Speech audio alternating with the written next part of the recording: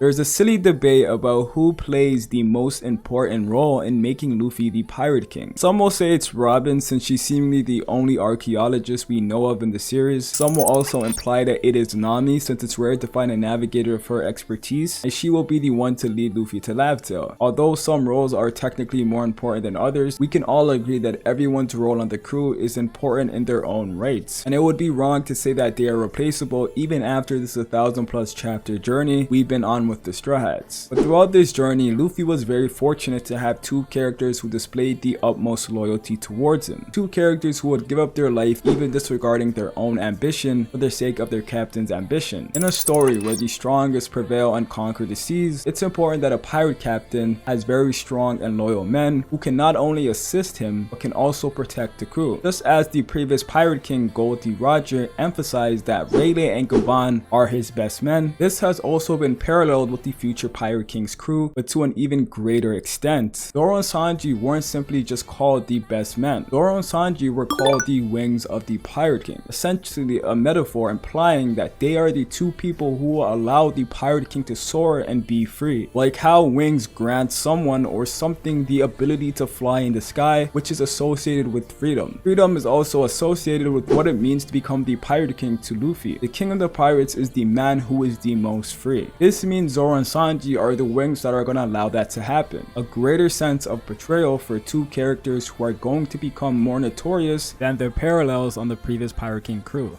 I know there's a contentious debate about whether or not Zoro was referenced as the wings of the Pirate King due to a Viz translation emphasizing that it was just strictly Sanji. But I've seen from other credible sources, aka Sandman, who's been translating One Piece text from Japanese scripture for years upon years, and he says it refers to two people, as well as Oda even mentioning them as the wings in a SBS a while back, and as well as the chapter titled The Stars Take the Stage. When Zoro and Sanji finally get to fight off against King and Queen together, there's text boxes around the chapter and the last panel calling them the wings of the Pirate King. Until there is confirmation of a direct statement that says it's only Sanji, I feel like this title is fitting to be both of these guys more than it just being one person, especially because there's two wings. Guys, before we go deeper into the video, if you are new to the channel, make sure you guys hit that subscribe button. If you like the video, make sure to like it as well. If you guys are a Zoro Sanji fan like me, hey, why not join the channel? Now, let's continue.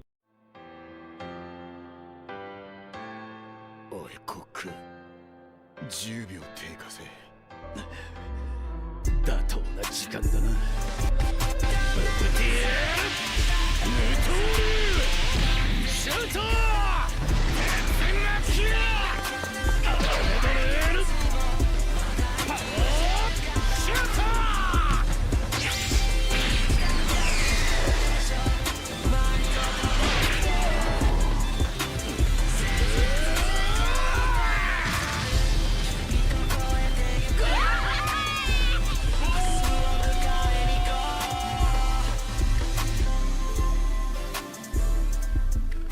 Zoro and Sanji serve as the two highest authorities within the crew. Granted, the rest of the crew get a great deal of authority as well. After all, the Straw Hat Pirates isn't a meritocracy. Zoro and Sanji are both highlighted as such within the crew and to the world. So much to the point where Zoro is mistaken to be the captain on many occasions throughout the series, even though Sanji does have moments where he gets similar type of recognition. Sanji's name holds weight as an individual, rather than just being referred to as an underling in some parts of the series, emphasizing his level of status within the crew. They both act like pillars to Luffy in different ways to help elevate him become the king of the pirates. Sanji acting mainly as a protector of the crew and the one who leads the crew in Luffy's place, while coming up with decisive plans for the sake of the crew. Sanji's leadership extends beyond combat and decision making. He takes on a protective role, ensuring the safety and well-being of his crewmates, even often at his own expense. His chivalrous nature and willingness to make personal sacrifices for the crew demonstrate his leadership qualities. The biggest example would obviously be the Whole Cake Island incident. Upon finding out the news that Big Mom wanted to force him into going back home and marry Pudding, Sanji, who was entrusted to take care of the crew by Luffy, got caught by one of the worst generation. He made the quick and rational decision to save the current Straw Hats he was with while sacrificing himself in order to make sure they escape safely. In Water 7, Sanji goes on his little rogue arc on the sea train. While the sea train was departing, no one was around to help Sanji, so Sanji took the initiative initiative to try to handle things on his own in order to help Robin and save Usopp, who got captured by CP9 who were boarding the train. Sanji gets in contact with Luffy later on. He lets him know that after finding out the situation with Robin, his determination is greater than ever. For the sake of her, he will not stop no matter what, even if the captain ordered it. There are times when Sanji is temporarily separated from the crew, and during these instances he leaves instructions and guidance for his crewmates to follow. He trusts his friends to carry on without him, and he provides them a sense of direction, acting like a captain to some degree. Some examples are in Eni's lobby when Sanji gives specific orders to the entire crew before they fight CP9 and briefs them about the situation, and assign the Straw Hats to obtain all the keys in order to unlock Robin's handcuffs. And he even assigned Luffy to go take down Rob Lucci. In the same arc, Sanji, aka known as the Hunter in this scene, he saves Sogeking from being dismantled by Jabra and teaches him a life lesson. In life, there are things you can do and can't do. I'll do what you can't do, which is take Jabra's key. You go and get Robin. If you make it on time, you can definitely save her. In post time skip, specifically Dressrosa, half of the Straw Hats get separated while Sanji ended up being the one in charge. And this really gets emphasized when the crew literally becomes the twirly hat pirates for that entire time. While they were being attacked, he shows acts of leadership and takes the initiative to come up with a plan to counter Big Mom's ship and get away. He then takes the crew to Zou and gets approached by Capone Beige. Sanji, acting as the captain, makes a call and orders Brook to come with him while the rest stay. Later that arc, Sanji sacrifices himself and saves the crew. Also something that is inherent with Luffy's character, as always putting the crew before himself. While the Straw Hat Pirates don't adhere to a traditional pirate hierarchy, Sanji's qualities and actions within the crew lead some fans to consider him a vice captain just as much as Zoro, in a symbolic sense. Even though the crew typically operates as a non-hierarchy group and are simply just led by Luffy, Sanji alongside Zoro stands out above the rest. While Zoro may not be a traditional leader in the sense of decision making and strategy, he often takes charge in battle and provides guidance to the crew during challenging situations, just like Sanji. He as well undoubtedly has a fair share of defining moments where the crew depended on him, and he definitely delivered. But the role Zoro plays differs from Sanji in my opinion. I believe he acts as the main support system for Luffy to help keep him in line. Zoro is known for his tough love and motivational speeches. When Luffy faces moments of doubt or hesitation, or even just does very dumb stuff, Zoro provides encouragement and reminds Luffy of the crew's trust and reliance on his leadership, while also guiding him to make better decisions. The most common example we can all come back to is when Usopp left the crew. Zoro scolded Luffy and the crew, letting them know leaving the crew cannot be that simple. Usopp can come back, but as long as he takes accountability for his action. A captain who lost his dignity is a crew that is deemed to collapse. Luffy must demand respect as a captain, or else how would they be able to follow him? After the fight, Zoro makes sure to give some words of wisdom once again. Luffy, who was sobbing, Zoro lets him know that that's the burden of being a captain. Don't doubt yourself. If you're unsure, who else can we have faith in? A similar scenario happens post time skip in Punk Hazard. Luffy is fooling around against Caesar. Zoro, acting as his guidance, gives Luffy a motivational speech, more like a reality check, that he has to get his act together. They have the entire new world ahead of them. He can't be fooling around with the likes of Caesar Clown. More recently, after Wano, Luffy got a little bit ahead of himself. When the Straw Hat crew is freaking out and worrying about Vivi, and Luffy shouts out that he's gonna go after her. This honestly could be more of a comical moment, but it's still something that aligns with Zoro's character. Zoro reminds Luffy that he shouldn't underestimate Vivi, he should let her find her own way, until we know for certain she needs our help. And if the opportunity presents itself, we will help Vivi. But until then, just remember to have faith, and honestly, just shut up. Not only is Zoro's Luffy's sense of guidance, Zoro is almost always going to be the person supporting Luffy in battle the most, as that responsibility falls to him more than any other. Hence why he felt that it was his responsibility to take all of Luffy's pain back in Thriller Bark, which he ended up doing, and he didn't do it for any appreciation or gratitude from Luffy or the other crew members. He did this because he feels like it's his responsibility. I didn't want Luffy to know so that he doesn't feel the pain of being the reason his friend is suffering, which was the whole point of Sanji stopping people from spreading what happened, because like Zoro said,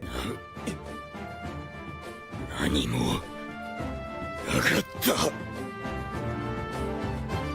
Luffy's biggest fight was built up since the beginning of post time skip at Punk Hazard, taking a big leap against the toughest pirates in all of One Piece, the Yonko. Zoro was there to fight alongside him and take care of him. It's safe to say without Zoro, Luffy wouldn't be able to survive on that rooftop. He even makes an attempt to distract Kaido from harming his captain while he was on his last legs, and then we all know he went to use Ashura, kind of like an all-out sacrifice to try to put down Kaido and to stop him from hurting Luffy, which gave Luffy enough time to get up and fight back. A moment that made me really fall in love with Zoro's character even more is in chapter 597. While reading this chapter again, it really shows you the lengths Zoro would go, not just for himself, but for Luffy. Zoro asks Mihawk to train him. As Mihawk says on multiple occasions, asking the man you want to defeat one day to train you is shameless and you've lost all your pride. Zoro says it's because he knows he can't defeat Mihawk at his current strength level. He needs to get stronger in order to surpass him. Mihawk, being the clever man he is, sees right through this, because when a man of that caliber abandons his pride, it's always for the sake of another, which in Zoro's case it would obviously be for Luffy, because obviously what happened at Sabaody happened because these Straw Hats, including himself, are way too weak. This moment shows how far Zoro is willing to go in order to be able to support his captain. Luffy knows that he can always depend on Zoro in times of trouble. Zoro's unwavering dedication to Luffy and the crew's goals make him a trustworthy and dependable companion. Luffy can rely on Zoro in both battle and personal matters. The idea behind the title of the Wings of the Pirate King is that it represents the potential of Zoro and Sanji becoming powerful figures that will help their captain the most. Zoro and Sanji's dynamic is what really makes this so special. Being the Wings of the Pirate King means they are the ones who face off against the strongest characters, opening a path for Luffy to go straight to the boss without underlings standing in his way. This is something constant throughout the entirety of One Piece. Even with the new addition to Jinbei, who has a higher bounty than Sanji, he still didn't take out an enemy nearly as strong as Sanji in that arc. Zoro and Sanji have been locked in as Luffy's number 1 and 2 guys from the start of the series, and that will never change. They will constantly fight the ones and twos of every organization. My favorite part of this dynamic is that they're willing to put it all on the line for Luffy. They will disregard their rivalry and their own ambition for the sake of their future Pirate King. The most telling example of this was one of my favorite scenes in the entirety of One Piece, them fighting over Kuma's pain. Originally, Zoro meant for himself to take Luffy's pain, but Sanji got up on his last legs and tried to take the pain instead of Zoro. Both Zoro and Sanji were in terrible condition, and at the time it seemed like certain death for either character. Sanji gets up and makes a speech to Zoro and tells him, what happened to your dream? Don't take this swordsman's life, take mine instead. I already knew this day would come, let the flower of death bloom upon me. While Sanji is bracing and encouraging Kuma to give him Luffy's pain, Zoro takes the hilt of his sword and knocks out Sanji, and we know what happened next. This back and forth between Zoro and Sanji on who should take their life for Luffy isn't a coincidence. It's fitting for the Wings of the Pirate King, whose job it is to protect and risk their life for their captain. One thing these guys share in common is their unwavering